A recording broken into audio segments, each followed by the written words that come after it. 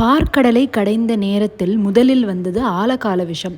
உலகம் அழியாமல் காப்பதற்காக ஈஸ்வரன் அதை உண்டு நீலகண்டனானார். பின்பு வந்த அமிர்தத்தை தேவர்கள் இந்த ஸ்தலத்தில்தான் பகிர்ந்து கொண்டார்கள். ஆலகால விஷமுண்ட இறைவனுக்கு அமிர்தத்தின் ஒரு பகுதியை சமர்ப்பிக்க வேண்டும் என்று தேவர்கள் எண்ணினர். அமிர்தத்தை சிவலிங்கமாக அமைத்து அமிர்தேஸ்வரர் என்று பெயரிட்டு வழிபட்டு வந்தனர். இந்த ஸ்தலத்திற்கு இன்னொரு கதையும் உள்ளது. ராஜேந்திர சோழ படைகள் கடற்கரை பக்கம் இருந்த அடர்ந்த பாலை மரங்கள் கொண்ட காட்டின் வழியாக சென்று கொண்டிருந்தது.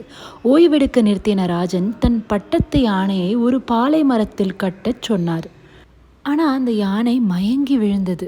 இந்த மரத்திற்கு பின் ஏதோ ஒரு மர்மம் உள்ளது என்று அந்த மரத்தை வெட்ட ஆரம்பித்தனர்.